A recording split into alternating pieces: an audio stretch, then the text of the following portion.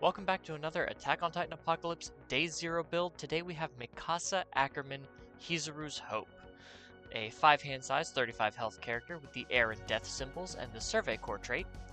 We have 2 enhance abilities on Mikasa this time, the first of which is Reveal 1 Weapon card. This attack is plus 4 damage. X equals the revealed card's block modifier. So the worse your block modifier, the more damage you get. And then enhance, sacrifice 1 foundation, draw 2 cards. So this isn't a cool enhance because it doesn't specify your turn or your rival's turn, so you can draw defensively, and you don't have to sacrifice necessarily a face-up or ready foundation. You can just do a committed foundation and draw 2 cards. So that 5-hand size is kind of not really a 5-hand size. But before we get into the deck proper, please leave a like on the video if you're enjoying my content thus far, and consider subscribing, because subscribing helps YouTube know that, hey, I'm doing a good job, and it spreads the word to more card gamers out there to help get the word out not only about Attack on Titan, but Universus as a whole to the card game community. So let's start with our attacks. So Mikasa, what does she want to do? She wants to put a bunch of damage on her attacks with high block modifiers, and then draw a bunch of cards offensively and defensively. So our first attack is Timely Counterattack. We saw this in the Levi deck earlier. It's a 3/3, 2 low for 3 with a 3 mid block, Breaker 3, and Weapon. As a static, if you have fewer foundations than your rival, this attack gets plus 1 speed and plus 1 damage. Now that's going to be easy because not only are we a 5-hander, who builds slowly, but we also sacrifice our foundations in order to draw cards. So this is always 9 times out of 10 going to give us the plus 1 speed, plus 1 damage. And then if we have less health than our rival, it also gets plus 1 speed and plus 1 damage. That one's trickier because we are a 5-hander starting at 35 health, so that's a little tricky. But to reveal this card in our hand, we can get plus 3 damage on all of our attacks, and let our rival know that we've got a Breaker 3 block waiting for them if they try to get too froggy. We have Lethal Rending, a 4/3, 5 mid for 3 with a 4 mid block, which is probably the highest block modifier you'll have for her ability to give damage, the weapon keyword. Blitz, sacrifice up to 3 foundations, and this attack gets plus 2 damage for each foundation sacrificed this way. So this is a card I actually really liked in our pre-release. It's a really good way to throw a cheap attack at the end of a string and throw just 6 damage on it for no good reason. It was pretty impactful. And I think in Mikasa, who can use it to give 4 damage to all of her other attacks, and then throw it at a huge, as a decent-sized bomb at the end of a string, is pretty good. We have Double Blade Spin, a 4/3, 3 mid for 4 with a 3 mid block and the weapon keyword. Blitz, mill 3, add up to 1 weapon attack and 1 weapon foundation milled this way to your hand. So it's kind of like draw. It is boosting our 5-hand size problems. And then Deadlock Blitz, your rival sacrifices 1 foundation, so you can only use this blitz if your rival has at least 11 foundations, but it gets rid of 1 of them.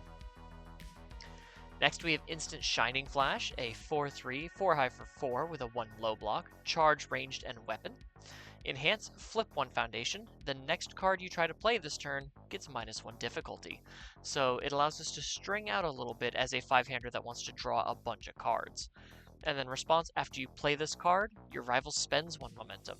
This is both if we play it as an attack on our turn or as a block on our rival's turn. We can just force them to spend their momentum. Smoke Screen Ambush. This is a 4/3, 3 mid for 4 with a 2 low block and the weapon keyword. As a blitz, this attack gets plus 2 speed and plus 2 damage if it is the 3rd or greater card that we have played this turn. So as a character that draws a bunch of cards and wants to string out and can boost damage, we struggle with speed. So an attack that can boost its own speed while saying, hey, I want to be played later in a string when your rivals maybe already tapped down a bunch to stop your attacks that you're putting plus 4 damage on with your lethal rendings. It can give itself 2 speed and 2 damage to become a 5 mid 6, and you can give it damage with Mikasa's ability. So it really is kind of just a little quick jab that's kind of dangerous. Excuse me.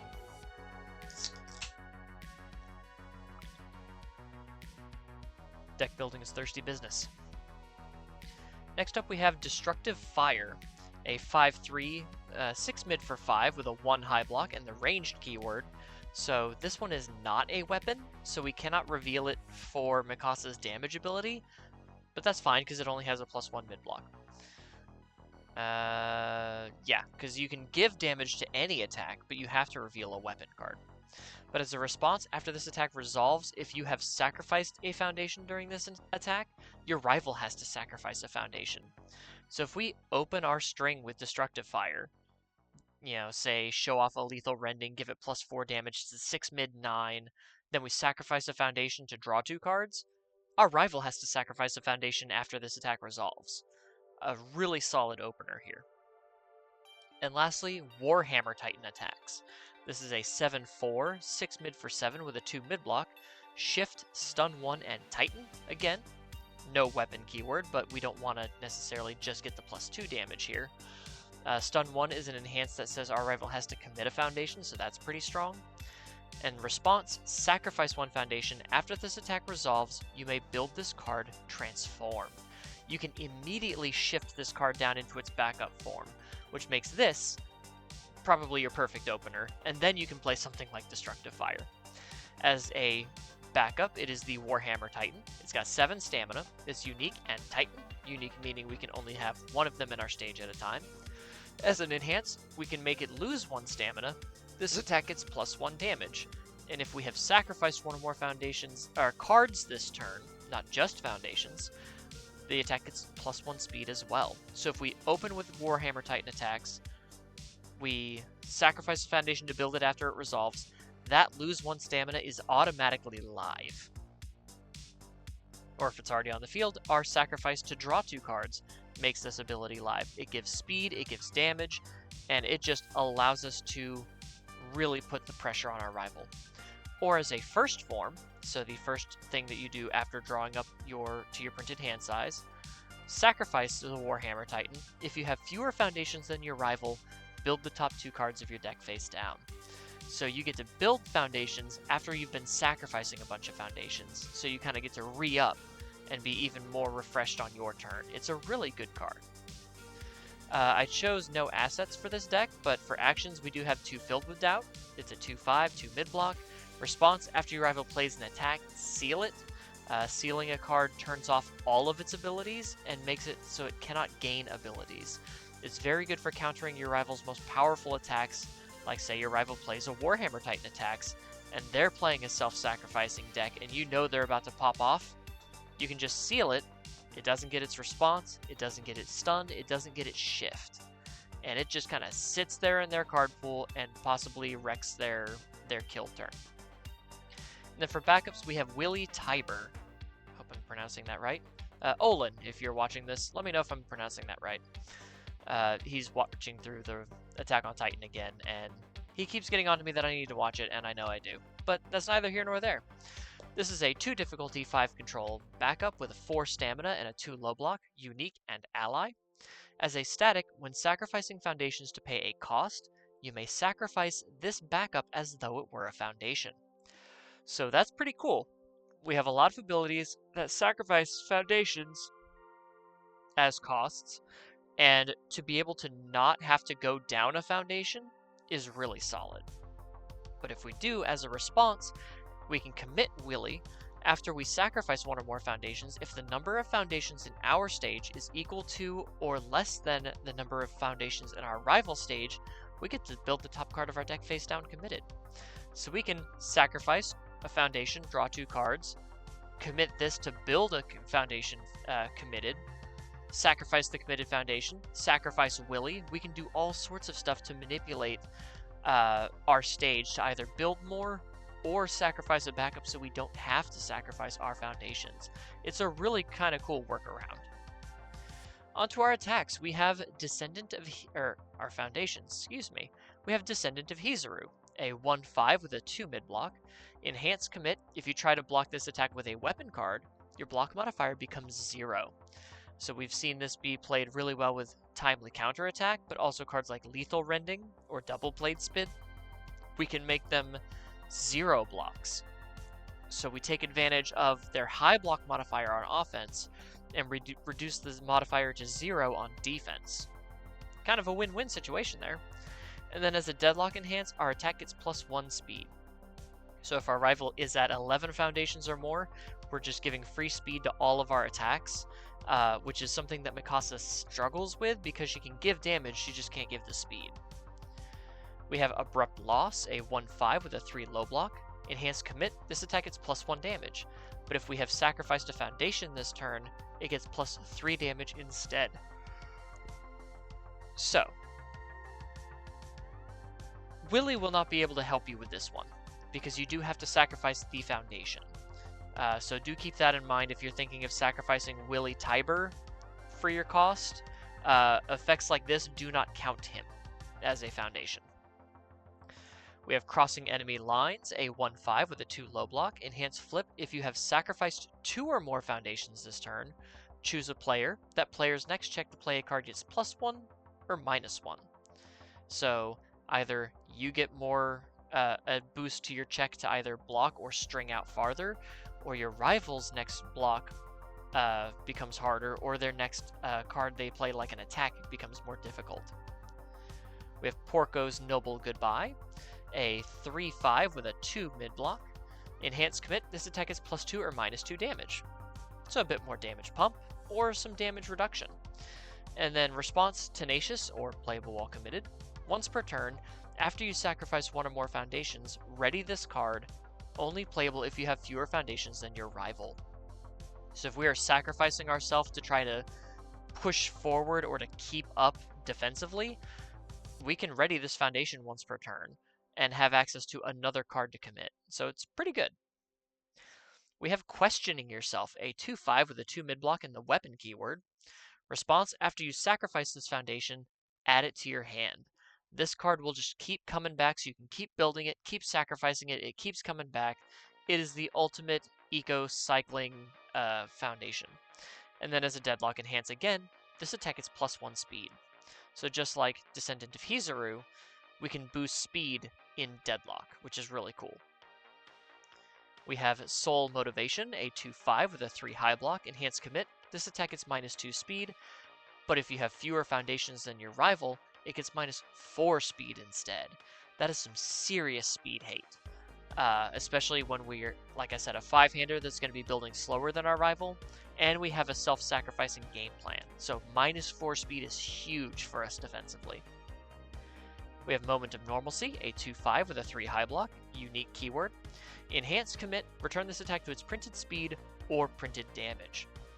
So again, if our rival's reducing our stats below printed, we can commit this to set it back to printed if they can't deal with it, or we can make one of our rivals' attacks easier to deal with either by reducing it to its low printed damage and taking the hit, or its low printed speed and being able to block with some of our higher block modifiers.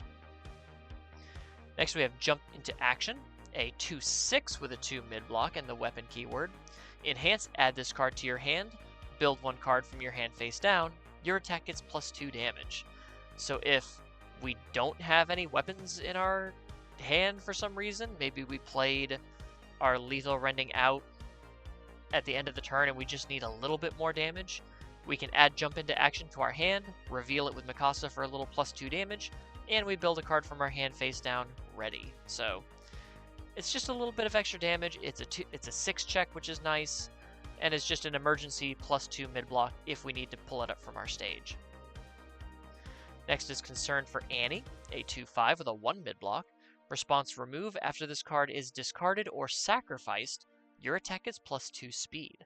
As I said, speed is the one area where Mikasa struggles, so being able to, say, commit this to draw 2 cards and get +2 speed is a really good rate. And then Deadlock Enhance, flip, your rival discards 1 card. Speed doesn't matter if your rival doesn't have any cards in their hand, so if they get pushed into Deadlock, you can just turn all of these face down and say, hey, you have no hand anymore, and I'm just going to hit you for a bunch of damage.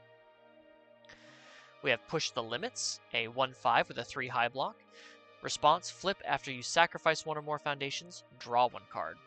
So imagine I'm going to sacrifice Concern for Annie to get +2 speed and draw 3 cards. I'd say that's a good rate, right? Who doesn't love to draw 3 cards off of that? We have Reinforcements, a 3/5 with a 3 high block. As a static, it says after this foundation is sacrificed to pay a cost, build the top card of your deck face down. It replaces itself. And you'll see another card later on that does this, and that is just huge. To be able to sacrifice it and not technically lose any resources. Hell, you could commit this to pass a check, then sacrifice it and get a ready resource. It's incredible. We have the Greater Goal, a 2/5 with a 3 mid-block. Response, flip 1 foundation. After one or more foundations is destroyed, which sacrificing counts as destroying, this attack gets +2 or -2 damage. So you can get a whole bunch of damage or a whole bunch of damage reduction just by flipping your foundations face down. Granted, cards like Reinforcement need to be face up for their ability, but cards like Concern for Annie, which remove after their, well, it doesn't say response discard pile, but I'm assuming that's kind of where the trigger is. So cards like this that have this static would have to be face up to be able to trigger, so you wouldn't want to flip them for the Greater Goal. But questioning yourself and Concern for Annie, since those are responses, I would assume that they would be able to be flipped in order to still get their abilities. They could still be flipped because they would activate in the discard pile. If someone watching this knows better than I and I'm incorrect about that, please correct me in the comments. Next we have Eaten by the Bearded Titan, a 2/5 with a 3 high block. Enhance Tenacious, Sacrifice. This attack gets -3 speed. It's just more really good speed hate. We have I'm With You, a 1/5 with a 2 low block. Yeah, it says response remove. Well, after this card enters your discard pile during the enhanced step, it gets +2 or -2 damage. So again, we can sacrifice to draw cards and get either a damage boost or some damage reduction on while we're drawing. Enormous Axe, a 3/5 with a 1 mid block and the weapon keyword. As a static, after this foundation is destroyed, build the top card of your deck face down. Again, a card that can be committed to pass a check and then sacrificed to build in a ready resource. But also, it has Enhanced Commit. This attack gets +X damage. X equals the number of face down foundations in your stage, max 4. So we can commit this for up to an additional 4 damage when we have Greater Goal flipping our foundations. Reinforcements is building foundations face down. We have like Crossing Enemy Lines as a flip cost. We have Pushing the Limits as a flip cost. It's just a really good card. It's got that nice 1 mid block. It's just really good for Mikasa here. And finally, Weapons Clash, a 2/5 with a 3 high block. Ironically, not the weapon keyword. Enhance, sacrifice 1 face down foundation. This attack gets -2 damage to a minimum of 1. It's just some damage reduction for us. And then enhance, flip, build the top card of your deck face down, committed. We flip this, we get a committed resource, we sack that resource, we draw 2 cards. There's just so much that makes this character not a 5-hand size character, that as long as you can manage your foundational resources well, because you also have cards like, yeah, because I built this off of Death. You also have cards like Always Cool, which can add itself to your card pool from your stage to build the top 2 cards of your deck, ready, face down. So as long as you can maintain your foundation resources, I think this character can actually be a pretty strong pivot point character. Like, not necessarily aggro, because you are a 5-hand size and you're not Devil Jin, but you're not necessarily too defensive either. But you kind of play that mid-range game of, I'm going to manage my resources, I'm going to keep some offensive pressure, I'm going to use some defensive abilities to not take as much damage, and you can play this back and forth and just grind your rival down pretty effectively. You're not like one of these prison decks where you're just going to sit there for an hour and live, or else you'd have the life symbol. But I think she's got this really cool mid-game time, and I think she'll be really fun to play. But that's what I think. What do you guys think? What do you think of Mikasa Ackerman Hizuru's Hope? Let me know in the comments below, and I will see you in the next one. Take care, everyone.